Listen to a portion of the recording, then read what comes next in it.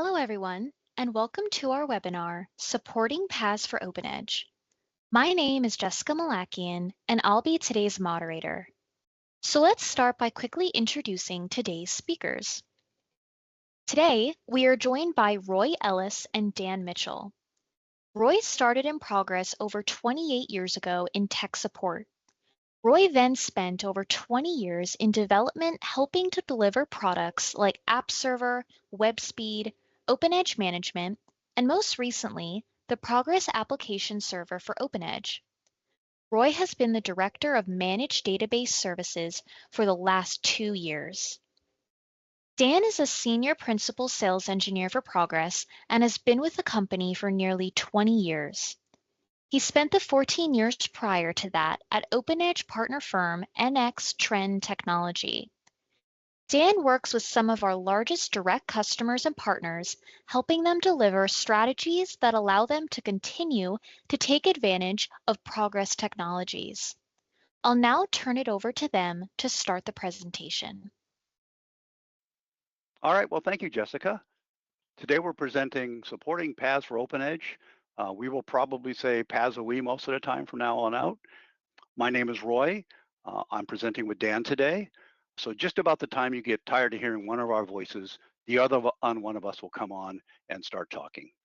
A couple of quick things about this presentation. It started out as a 3-hour workshop, and we've squeezed it into this 1-hour presentation, so we'll be moving right along. If you have questions, put them in the question and we'll go from there. The agenda today is let's figure out how PASOE works before we try to debug it, so that we'll start with an architecture. The next thing is we'll spend some time debugging problems now that you know how Progress is architected. And finally, we'll do some fixing of problems. There are a couple of quick fixes that will handle most problems you have out there in the field. And lastly, as promised, we'll give you some tips and tricks. So why don't we go right over to Dan and let him take off. Dan? Thanks, Roy. You know, one of the things we keep saying almost ad nauseum is that PASOE is not the classic app server. And what we're finding is if you don't take the time to comprehend that notion, you're very likely to configure or run things the way you did in classic, and it'll cause problems. So remember, Paths for OpenEdge is not the classic app server. Just to give you an idea of how they're different, let's take a high-level look and compare the architectural differences between Classic and PASOE. In Classic, as you can see on the left, you have many processes on the system. You need an admin server, you need a name server. Those aren't necessary with PASOE. Also, if you're serving web pages using Classic or WebSpeed, you need an adapter added to provide a web server to handle those types of requests. PASOE is a web server. And Classic App Server clients could connect using APSV protocol. That's no longer possible in PASOE. All requests to PASOE come in through HTTP or HTTPS. Probably the most noticeable difference in these two pictures is the example on the left has over 150 processes running on your system. With PASOE, that could be as little as 2, making PASOE much easier to manage and probably more efficient on your system. Paths for OpenEdge runs as a web application in Tomcat. Tomcat is a very widely known application server that Progress chose to use. One of the benefits of using Tomcat is that Spring Security is added by default. Paths for OpenEdge can have one or multiple ABL applications running, root being the default one as normally with Tomcat. So if you're looking for Paths for OpenEdge Tomcat processes on your machine, you can look for Java or Tomcat if it was started by a Windows service. That's all. The system process for the agent is underbar mpro APSV with a .exe if you're in Windows. This is a program written in C. This agent can have hundreds of clients handling requests at the same time. When connecting shared memory, an administration thread handles all the ABL sessions. You need to be careful with that because disconnecting the administration thread from the database will disconnect all ABL sessions. Probably don't want to do that. So let's talk about the round trip a client request will take through PASOE. Clients always connect coming in using HTTP or HTTPS, as I mentioned, whether they're app server, SOAP, REST, XML, or even WebSpeed. Clients initially connect to the Tomcat web server. Tomcat handles and manages all incoming requests. The next step in the process is Spring authentication. This happens all the time. If you leave it to default behavior, you're logging in as an anonymous user. If you leave that to the default behavior, you're logging in as the anonymous user. There isn't really enough time to discuss security in this webinar, but we wanted to let you know it's there, whether you use it or not. Next, the requests are sent to the session manager. You can think of this as the old uBroker manager. This processes the requests and sends them to the agent. The agent uses worker threads to find an available ABL session and run the requests. This agent is similar to a classic app server or WebSpeed agent. Requests go back the way they came through the session manager to Tomcat and ultimately back to the client. Now Roy will discuss the diagnostic tools that are available in PassOE. Okay, well, thank you, Dan. Let's talk about diagnostic tools, as Dan said. We're going to spend most of our time on log files. Those, of course, are the tried and true way of debugging things. And of course, since PassOE is not your classic app server, there are different log files, so we'll spend some time there. We'll also quickly talk about monitoring, although monitoring is a presentation all to itself. And if you're interested in this, let us know in the question and answers, and we'll see if we can schedule that for you later. And then, of course, since PassOE runs on a system, having some OS tools will be very helpful. So let's jump right into where we were before, but with log files instead of the round trip, right? I'm not going to talk about it in this presentation, but client logging is available. Obviously, if you're using an ABL client, you can turn that on. But pretty much any client you use connecting to PassOE will have some sort of logging if you need that. The next thing is when you get to Tomcat, that's the front end. There are some logs that are important to there. The Catalina.out or the Catalina date.log will give you information on Tomcat, startup, issues, Java errors, those types of things. So that's something you'll want to look at if you're having problems. The next one is very important. It's your local host access file. And what that does is it tells you what requests has come in, where it's come from, who requested it, and how long it took to do a round trip. So we'll spend a bunch of time on the local host access. These are Tomcat logs, but they're also the front end, right? So that's where it starts. So we're going to look at those log files. The next log file, again, think of this as your uBroker manager. Is a file that has the same name as your app name, like OEPAS1, and the date in the log, and it will show you the type of errors you used to see in the uBroker.property. And lastly, in the PassOE stack is your agent, right? So it's oepas.agent.log, and that will give you information mostly on your application, connecting to databases, all those things you used to see in the old agent or server log. Again, we're not going to talk about the database log files, but anytime you're doing a debugging of an issue, looking at the database log files is also very important because sometimes an error won't get written to the log files in the PassOE, but will get written to the database log files. So good to have those under your belt too. Okay, hang on tight. We're going to spend a lot of time here with log files. So the first log files we talked about was the Catalina.out or the Catalina log. What you expect to see in these log files, so you could see Java errors like out of memory. You could see information about stuck valves. Those are long-running processes. And you'll also see information about startup, shutdown, whether it passed or it failed, whether it was unable to connect to a port to start up. So these are the types of things you're going to be looking for in this log file. Let's go through how the log files look and what you're looking for in here. I think that's a big thing that scares people when they move to PassOE. So in this log file, you're going to have a date, a time, and a GM offset. Every log file has this. It's very important because it helps you find information, but you're going to see this in every log file. The next section here is the message level is the very next section. In this case, this is an info message, but you have warn, error, debug, and trace, and you can turn these up, but for the most part, the default goes info and warn and error. Debug and trace, you'd have to turn on. The last message there is telling you where the message or the error came from. In this case, it's coming from Tomcat, and it gives you a path to the exact code that's being run.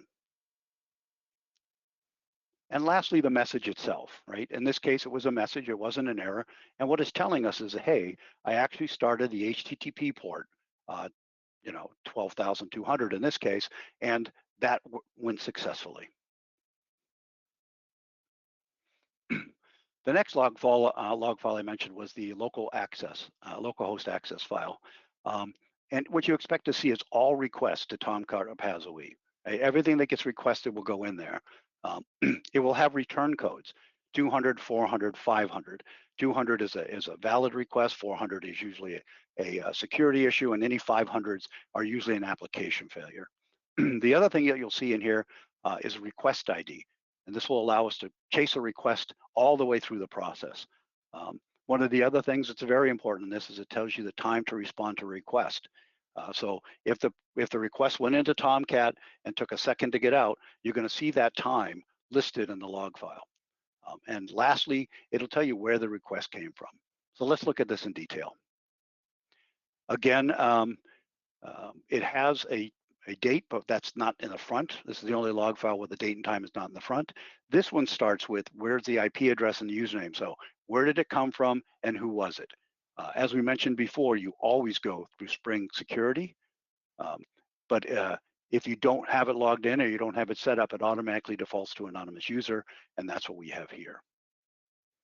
As I mentioned, date, time, and offset. Again, the only log file where it's not the very first thing, but it is here, and it is the same as structure as all the other log files. What you're going to get then after this is, hey, anonymous user logged in from this IP address. What did they ask for? And in this case, the call was GET, because it's a web speed call. It's GET web ping, and it was the HTTP 1.1 protocol. All right, and if it was a APSV call, you'd actually see the .p here that was listed.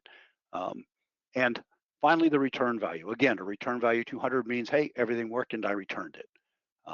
And the next line, let's see, boom. The next thing is the time of the request. In this case, it took 1,304 milliseconds. This can be very helpful to you if you're starting to see these things take a long time, right? Because these web requests should be very short. The very last thing you're going to see is something that was added in 11.7.3 and above. And if you're in 11.7, you have to turn it on. There's KBases on how to do that. And if you're in 12 and above, it's there automatically. And what this tells you is it's a specific ID for every request that comes in.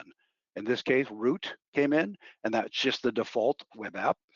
W stands for web speed because it was a web speed request, and the number after that is the unique identifier.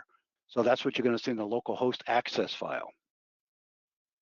The next log file you're going to see, in this case, we just called it OEPAS1, right? That's your old you brokered out property, and you're going to see messages from the session manager. Things like no sessions available, did we have an error with a state, did somebody disconnect on the front end? These are the types of things you're going to see. If you see these types of things in this log file, a lot of people think that's the error. And really what it's telling you is no, an error came either from the Tomcat side at the beginning or from the agent on the back side. So usually errors in this log means you have to look somewhere else to find out what the actual error is. So let's take a look at that log file. Again, date, time, and GM offset. So you can always chase a problem by that. In this case, the message level was worn, right? And also in this case, this is a Java error. So you're going to see a Java message, and it's going to tell you where it came from. Since this is the manager code, right? What you're going to see is a COM progress because, hey, we're the one throwing this error or sending this message. And that's the code it comes out of. And finally, this message that the idle resource watchdog is disabled, which is by default. We don't have it enabled. So although it's a warning, it is there to let you know that that's how it goes. All right, let's get into the meat of this a little bit here, right? If you ran classic app server, classic web speed, most of the time you're chasing things in the agent or server log. And I think you'll find the same thing here with PAS-OE. So the OEPAS1.agent.date log, the errors you expect to see again are problems with ABL, problems with database connections, those types of things.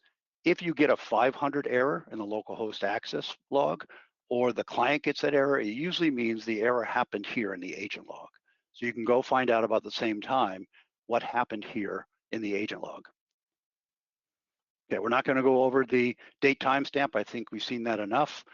The next two columns in the agent log file, though, are the agent PID, right? This is the _m pro APSV that's running on the on the system, and you're going to get a worker thread ID. The worker thread ID is what comes from the session manager, goes to the agent, and the agent then assigns it to the ABL session. The worker thread you can ignore for debugging. It's just something that was put in there for development to see how it worked. I've never seen it be something you have to worry about when you're debugging a problem.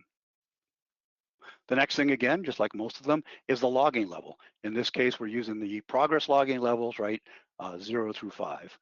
But the very next thing is the ABL session ID, right? So we know that the PID of the agent is 116056, but there are several threads running in that are handling your ABL sessions. So this is ABL session 7 running in that agent.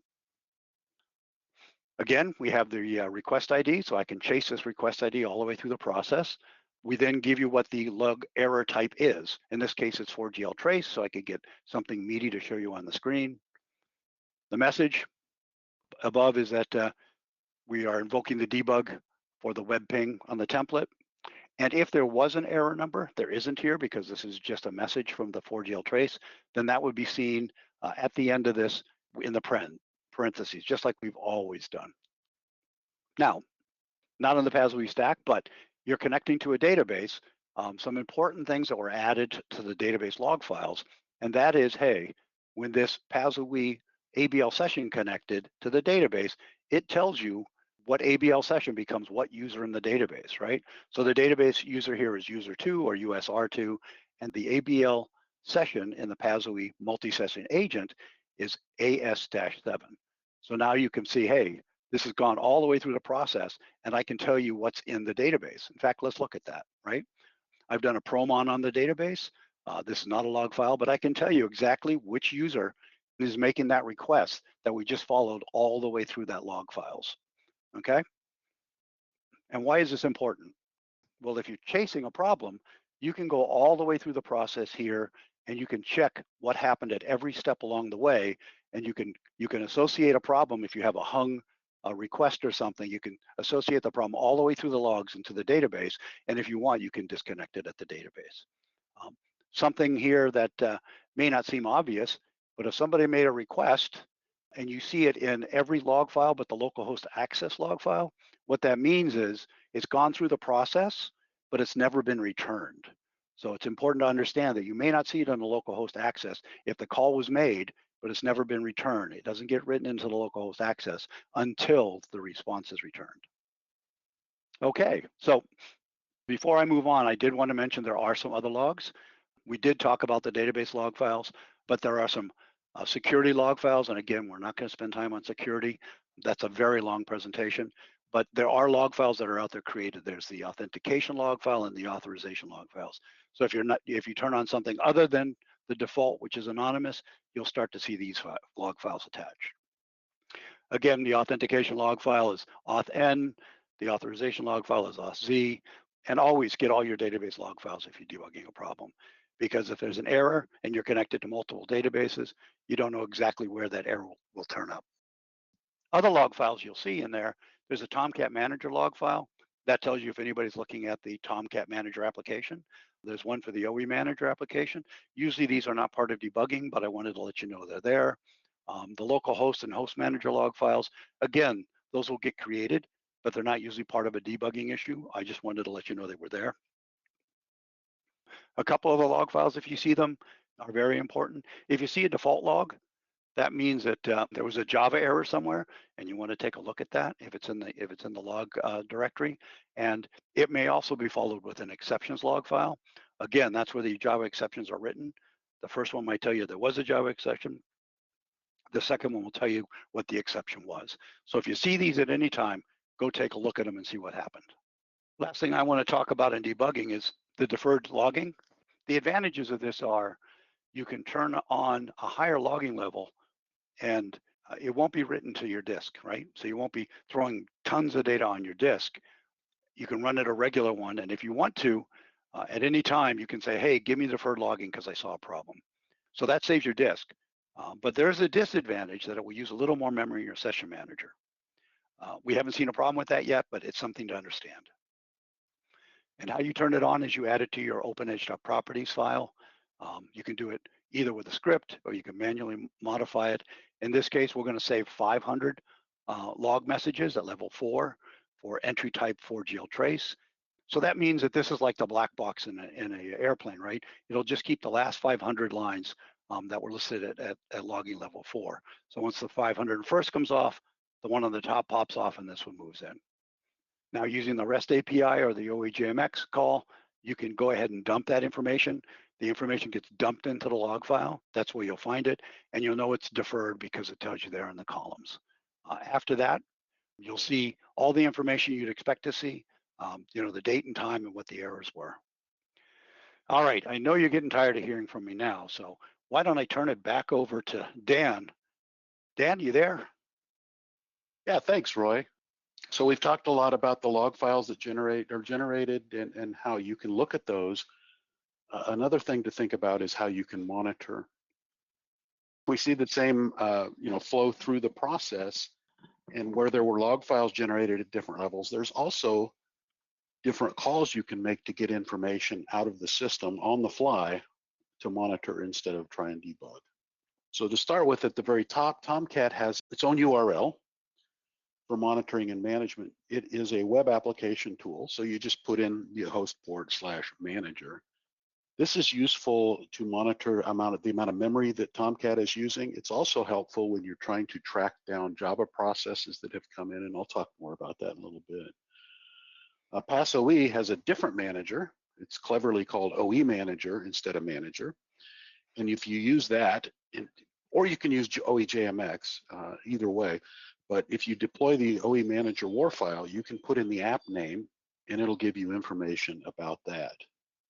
If you want data on an individual app agent information, you can add the word agents and then a value to that to get more detail about a specific agent. And then of course, there's always monitoring using Promon, which we've always had. So again, Tomcat is for Tomcat metrics. OE Manager provides a REST API so that you can make a REST call from anywhere you want. It has Swagger documentation, so there's a try me feature. If you go to the Swagger doc, it'll give you a try me feature so you can click through and see how it works. It also gives you the equivalent curl command. So if you want to use curl in a script, you can do that as well. Again, OEJMX is there. Really, if the security folks won't let you deploy the OEManager.war file, they say, okay, that's not secure enough. You can password protect it and such. But if you don't, you can still use OEJMX to do it, but you just have to run that on the machine where PassOE is running. It doesn't allow you to run it from someplace else. In 12.8, they added an OE Manager script, which really is kind of like an ASB.man query on steroids. So it'll gather a whole bunch of metrics from the command line and feed those back. And then the one we talk about a lot, but is not really, we're looking at specific things, but that's the health scanner. And it's really a holistic monitoring tool that'll let you see the system, the Tomcat, and the PassOE instances and what they're doing. Roy talked a little bit about operating system utilities. If you're running Linux or Unix, that would be VMstat, IOstat, top. If you're old like me, you'll use SAR, which I don't think anybody uses anymore. If you're in Windows, you can look through Task Manager and Process Explorer. You're looking for Windows from sysinternals to track that. But those will help you to understand the health and well-being of the system. Once you identify that you have a problem, then we need to start drilling into what you can do about it. The problems that we see most frequently boil down to memory, because memory leaks are probably the #1 issue with Pass for OpenEdge. In Classic, we used to recycle agents, so it would go through and clean up. If you had a particular process that was leaking memory, it would grow and grow, and it would eventually recycle, and it was fixed. With PassOE, we expect that multi-session agent just to run indefinitely. So it's much more difficult to understand or to identify memory leaks. And in Classic, it was really, you really didn't even have to care about it. But those memory leaks are typically started or caused by application code. So there's tools that you can use to do that, but the thing you have to understand is that memory usage will appear to be multiplied. So if you had a classic app server process that that leaked a gigabyte per day, and it would recycle, it would clean up. But since everybody's running through the same multi-session agent, a 1 gig leak will quickly become a 100 gig leak because you have 100 sessions running under the multi-session agent. So you can really multiply the problem very, very quickly. To identify those, we still have the old tools, using leak checker or dumping ProStacks, but they added some additional calls using REST to be able to identify where code is leaking. And it's pretty simple to use. You go in with a REST call, which is this first one here, and you enable ABL object tracking. You can do this on the fly. You don't have to shut the database down, but then it will start tracking. You can check to see if it's enabled, which is handy. Then you can say, okay, I want to stop and then retrieve the object report. And this will tell you the procedures that were running while it was tracing and where they were leaking. So it's very, very handy to identify that. Most times memory leaks are caused by not destroying objects that you use, like a temp table or a handle or something like that in your code. We've never really required you to do that, shame on us.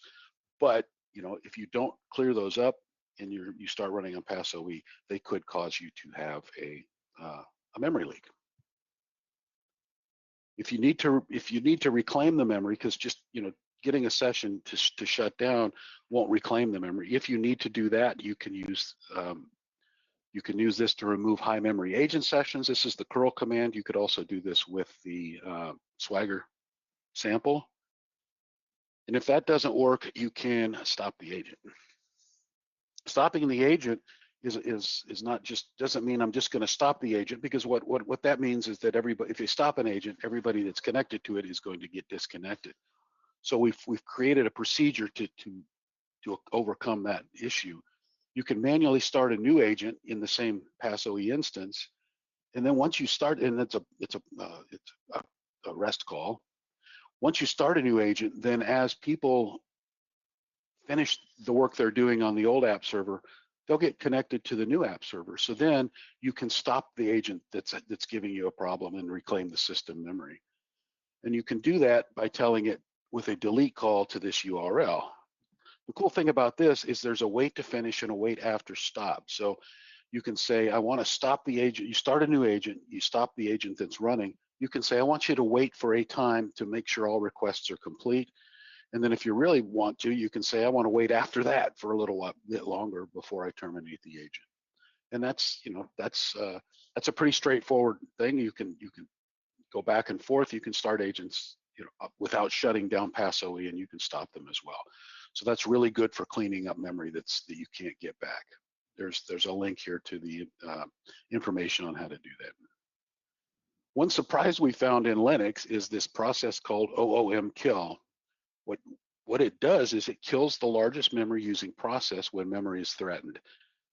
And if you're running PassOE, you're running 100 sessions in a multi-session agent. Guess which process is using the most memory on your Linux system? It's PassOE. So what was happening was that the MS agent was now threatening memory, as they put it, and it was just killing that. So you really need to stay ahead of this. Make sure that you're not lost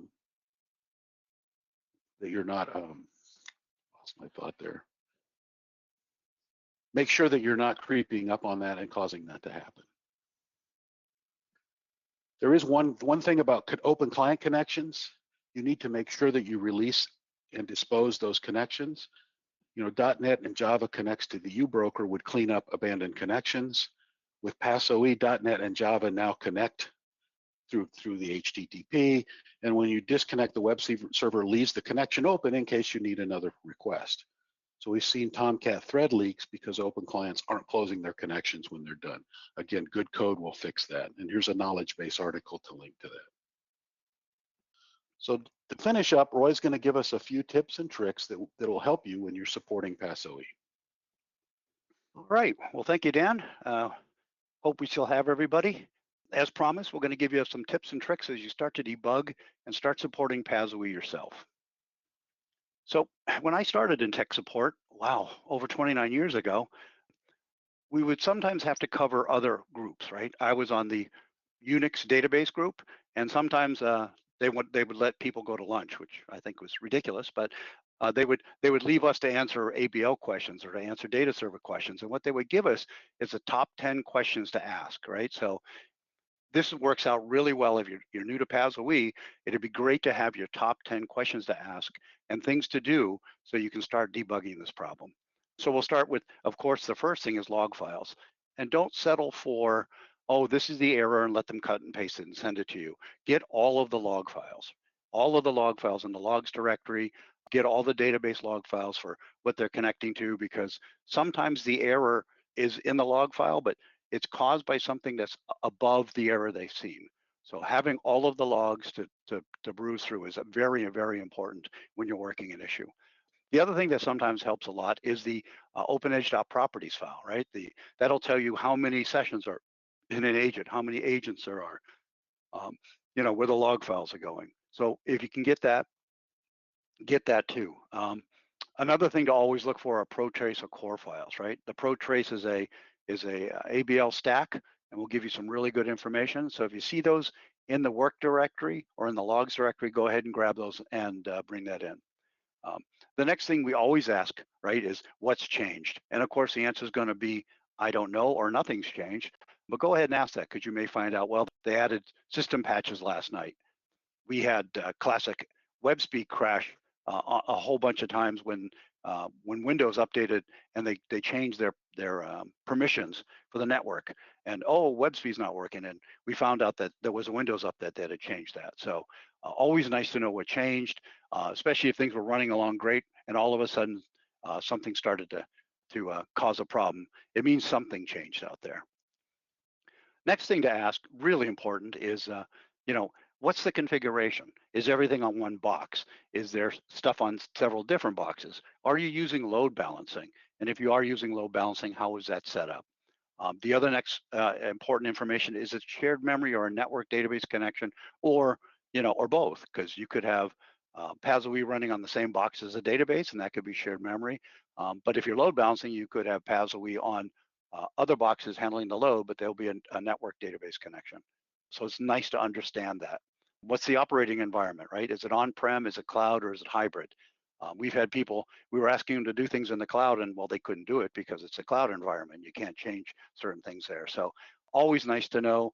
Cloud and hybrid sometimes bring unique problems that you need to understand. If you're on a cloud, then you would probably attack it differently than if it was on-prem. The other thing you might want to get, especially if you have MS agents just disappearing, no messages anywhere, just going away, is the system logs, because that's where you'll find out where the out-of-memory killer killed a process, and you'll probably find it was the MS agent. Lastly, if you can get system resources at the time, then you can get some information on what was happening. Linux always is gathering this information, so you might be able to get the history even after it happened. But if you're having a performance problem right now, it'd be nice to have the system memory swap disk IO at that point, especially if it's a memory leak problem, because you can see where it's causing you issues that's affecting your performance. So knowing that at the time you're working on an issue is very important. Now, I don't know if that was 10 or not. I wasn't counting, but those are the things I would gather every time I have a PAS-OE issue I'm debugging. Some helpful hints. Dan walked you through how to stop an agent, right? Always stop an agent. Do not kill an agent. Remember, even in a classic app server, if the agent got stuck and you'd kill it, sometimes the database would come down because it was holding a latch in the database. Think about killing the MS agent, which can have 100 or hundreds of clients connecting. The odds of that bringing down the database is much, much higher. So you don't want to kill, right? You also don't want to use the refresh command to refresh the agents. Again, do a stop and a start. The refresh command is meant for refreshing ABL code. So it wasn't really tested to turn over an agent that's having that's misbehaving or that's having a memory problem. So again, don't kill the agent, stop the agent, and of course, make sure there's an agent already running before you stop an agent, so that it has something to be redirected to when you hit the stop. Here's another hint: run client server to the databases. Right? I just talked about it. If you accidentally kill the PAS-OE agent, right, that could bring your database down if you're connected to shared memory. But if you're connected to client server, then that won't bring the database down, right? The server in the database will protect it from bringing the database down, or a crashing agent could cause the shutdown. A lot of people remember the days when running client server was very, very, very slow, and it still could be depending on how code is written and everything else. But if you're having a stability problem, you might want to test running client server to see if that makes a difference. We had a customer that did that, and they only had one program that they needed to rewrite, so it worked better in client server. Right, so even if you're on the same machine, even if PAS-OE and the database are on the same machine, you could do a local loopback, so there's no network traffic to that database. And if there's a crash of the agent or you accidentally kill an agent, then it won't bring your database down. Another thing I always do when I'm debugging a problem, hey, how come I can't start PAS-OE? How come I can't stop PAS-OE? How come I can't get a status on PAS-OE?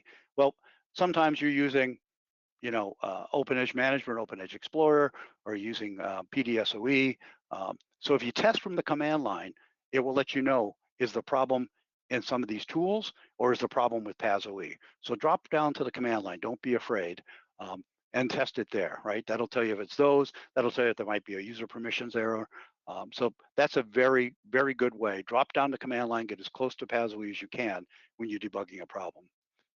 Another great idea, if you're cycling through and running a problem and you're restarting a lot, or you're having huge log files, is to go ahead and run the clean command, right? And what that will do is it'll either delete all the log files that aren't in use, or it will delete it. And if you use the -A, it'll archive it so you have all of those for further on, right? So instead of having to keep opening a huge log file while you're debugging a problem, go ahead and try the PASMan or TCMan clean. Oh, this is very important. Setup monitoring, right? You can use OpenEdge Management, or you can use a third-party tool. Most of those work with OEJMX or REST API, or you can write your own alerting and things by using the OEJMX or the REST API. You can use the Health Scanner, which gives you the ability to go ahead and query that all the time and make sure that not only the PAS-OE is running well, but the system is, and Tomcat and all the Java is going well. Setup monitoring. A lot of customers used to use the ASP-man query. Go ahead and use the OE manager script now. That'll run on the system and give you a lot more information than you used to get out of the ASP-man query. And it is configurable, so you can get more or less depending on what you're doing on your system. So whatever you decide to use for monitoring, monitor. The next helpful hint is I always recommend using load balancing. Even if you're not planning on load balancing your system, it gives you a lot of capabilities, right? If you are load balancing and there's a problem, you can easily fail over. For continuous operations, you have the load balancer set up even if you're not using it. You've created a new PAS-OE instance. You can drop that into the load balancing environment and take your old PAS-OE out. That way your application is up 24/7. No clients get upset that you had to upgrade or update. So there's a lot of really, really good advantages to having load balancing or reverse proxy set up, even if you're not using it all the time. Not only that, that's what I like to put out in the DMZ, right, out to the world, and keep my PAS-OE and my database in your secured environment inside your system. Just as a quick note, if you are going to use load balancing, you have to turn on the sticky session for the ASPV transport. Miscellaneous tricks. We have great K-bases, articles, and documentation, but I can't say we have great ways of finding things in there.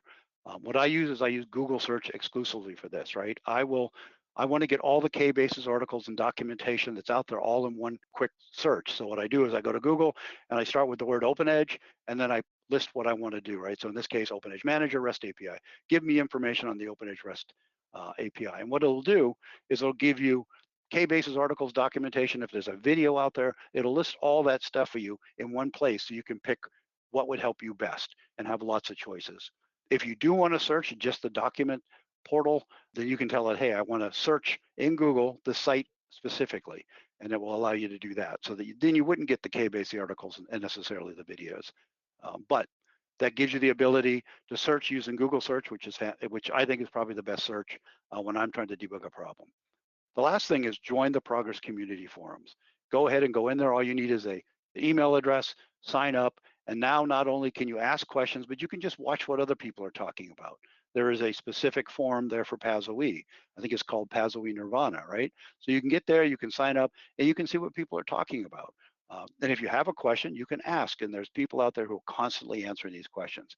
So I definitely think the Progress Communities, I still watch it, I still answer on it, but I like to see what's going on out there, and I learn things on it all the time. So, okay, so that was a whirlwind, huh? Did we lose anybody?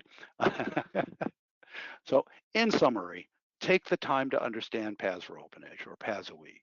A lot of people, again, used it like it was a classic app server, killing agents, looking for different log files, not setting up logging because they don't have ASP.man query. Take the time to understand PAS-OE.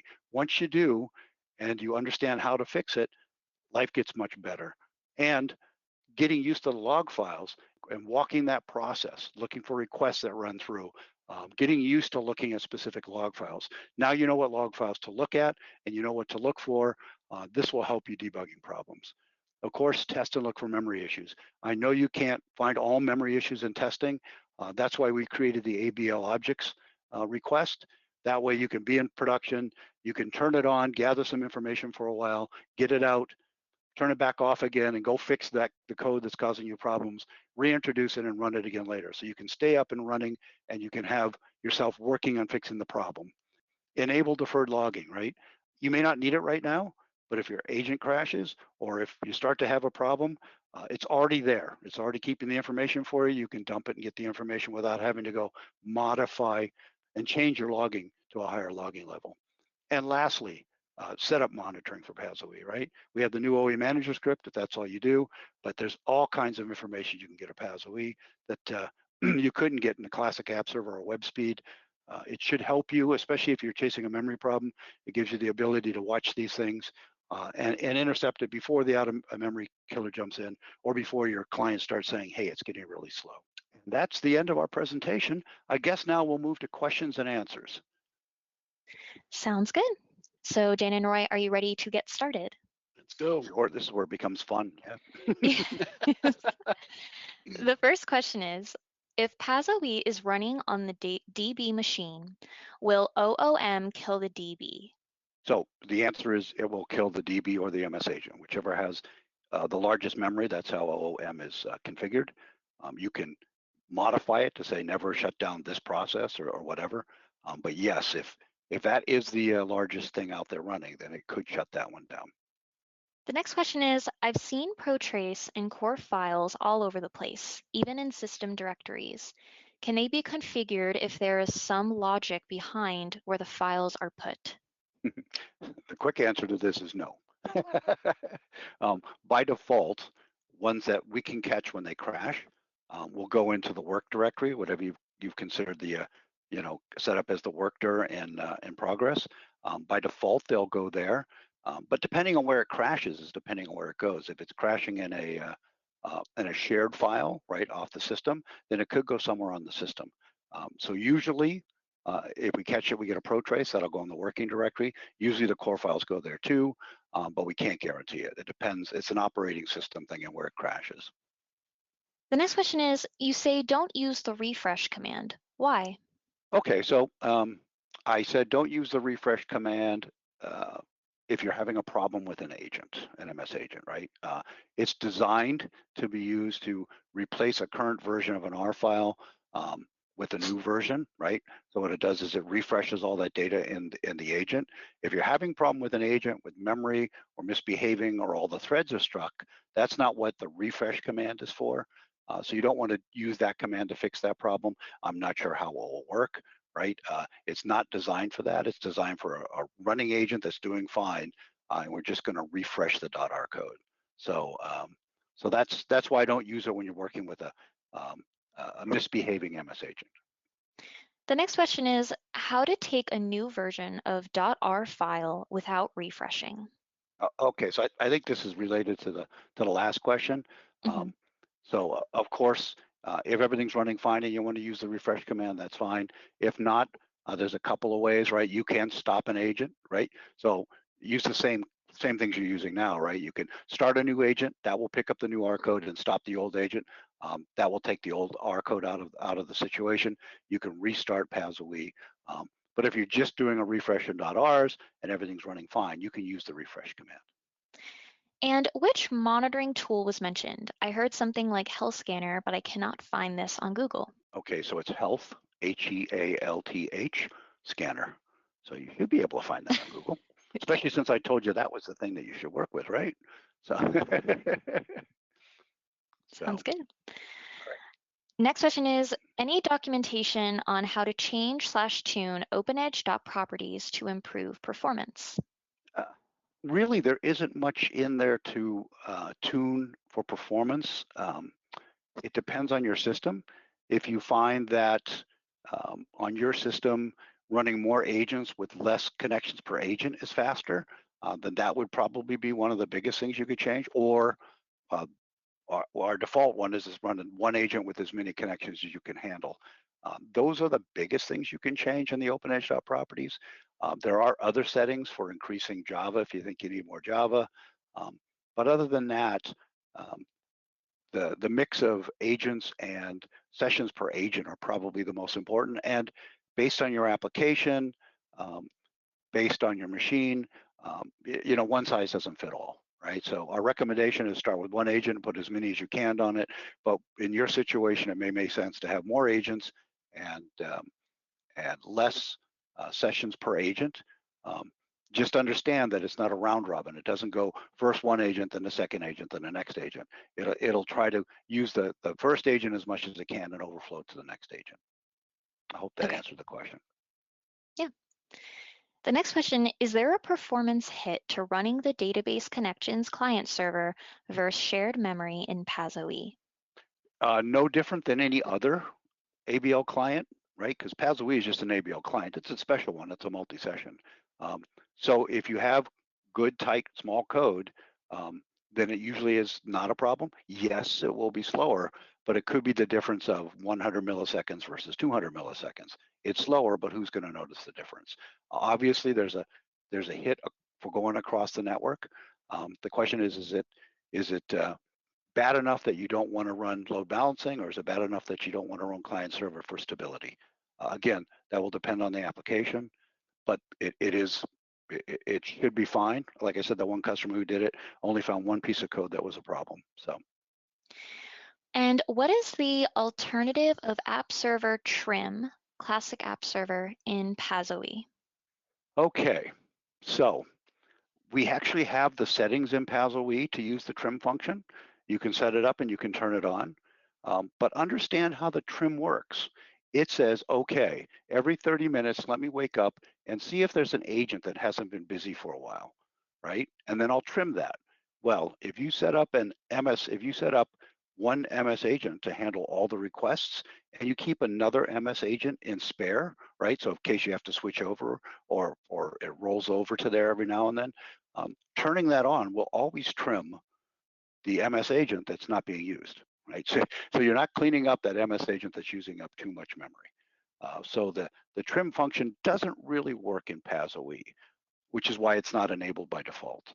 If you're having a problem with memory, I would recommend setting up an alert to let you know that you're starting to get short on memory, or better yet, use the health scanner. And in that case, when you see this problem happening, either make sure you have a spare agent already or start a new agent and just stop that agent while you're working through the problem. And again, set up the ABL objects tracking. You can do that in production and start fixing those memory problems as they go. Great. When I start a new agent, how the connections get transferred from old agent, as you said?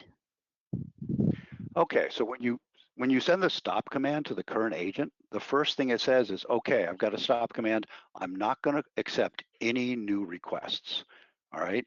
So this happens at the ubroker manager or the session manager in PAS-OE even before it gets to the agent.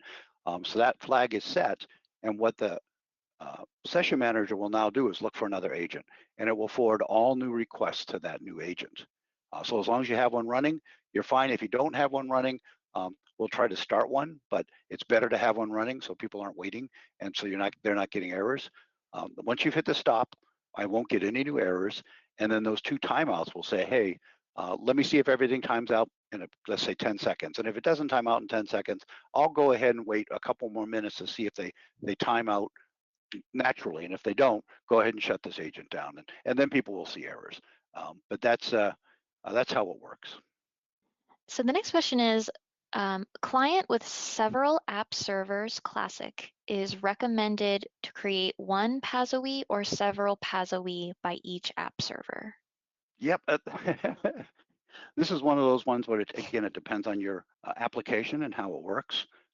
In theory, you could have one PAS-OE handle many different app servers, but if the app servers have different environment variables, if they have different security, if you want to control how much goes to each application for each server, you may want to have separate PAS-OEs for each, or you may want to have separate web applications running on one PAS-OE. Again, it's one of those it depends answers, and I've seen it done all different ways. So. Okay. The next is a trim question. We used it for code schema updates, classic, online. Where is the option in OEM now? Okay, so the trim function was, again, part of the classic app server, and it's not part of OEM. If you're going to do a code or schema change online, that's where you use the refresh command. And that, I don't believe that's in OpenEdge management. You have to run that at the command line. So that's one of those TC-man for Tomcat Manager. And then you add refresh as the value. And what it'll do is it'll clean all the R code in the current agents and then reload them. Again, you can do lots of different ways. You can stop an agent and start new agents that will handle the same thing. Now you kind of answered this a little bit ago, but what monitoring would you recommend? Yeah, so what I find most people using is the REST API. That's fast, it's quick. The new OE Manager script, the OE Manager.sh script, actually uses the REST API because it's the best. So we find most people using the REST API, whether they're writing ABL to call it or they're calling it themselves with curl. The OE Manager script uses it too. That's probably my number one pick. My second pick is the health scanner. Because you can leave it on and run all the time and you can get information on it at any given time and you can alert on it. My last one, and not because I don't like it, it's just it's a little slower, is the OEJMX, a little harder to use. But if you can't use the REST API or you can't use the health scanner because of security reasons, I would pick, you have to use the OEJMX. And Roy, the OEJMX, as we mentioned, needs to run on the system where PAS-OE is. Correct, right? That's what makes it safe. Yep, thanks, Dan. The next question is for OEM. Start stop is the same? Question mark. Yeah, so if you're in the OpenEdge management and you click on the stop for PAS-OE, it's the same thing as sending from the command line a TC-man stop, and the start is the same. So in both cases, classic and PAS-OE, we're just making this request to go ahead and stop and start. In the classic, it goes through the admin server. In PAS-OE, it's a request directly to the process running on the machine. So. And is there a way to cycle the log files like in Classic App Server and WebSpeed? The answer to that is no, right? Since PAS-OE is now part of Tomcat, and Tomcat's process for log files is to turn over every night at midnight, and that handles it for most people. But sometimes the log files get too large, so there's no other automated way at this time to set up a log file to cycle, let's say at a given size or anything. Actually, I believe there is a request in the ideas portal to get something like that set up. So if that's something you're interested in, go ahead and go to the ideas portal and go ahead and vote for that. You can always manually do a TC-man clean-a, but again, that's not automated, so you'd have to set up a script to do that. Great. And we want to rephrase one of the questions I asked you above. So start stop is the same for trim function. Where is the option in OEM now? So if you're in OEM, you can click on the PAS system you're working on, and there should be a stop start. If you have more questions, send me an email, and we can get you more detail. Great. So we have time for one more question. So the question is, does PAS-OE currently have any memory leaks? That's a great question. When we first started out, with people were using PAS-OE and we saw that they were having trouble with memory leaks, one of the first things we did is we looked internally. And we did find some minor memory leaks, and we did find a couple that were actually in the ABO client, which of course translated to the MS agent.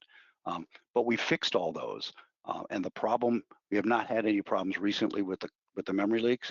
So as of now, there's none that I know of. And we continue to be very diligent in monitoring that because of the problems PAS-OE is having. So as far as I know, there are no leaks in PAS-OE. And most of the problems we're having with customers having memory leaks, almost all of them, is ABO code that was written during the time of the classic app server where we cleaned up every time. So they didn't see it before. Great. All right, thank you both, Roy and Dan. That was a fantastic presentation. And thank you to everyone who attended today's webinar. If we didn't get to one of your questions, we will reach out to you after this call and follow up in the next couple of days. And if you didn't get a chance to ask a question, respond to the email that will have ways to contact us, or you can reach out via the Ideas portal or the CDP, and we should be able to answer things a lot more quickly over there. So again, thank you both and everyone who attended today's webinar, and have a great rest of your day. Thanks, Jess. Thanks, Jess. Bye, everyone.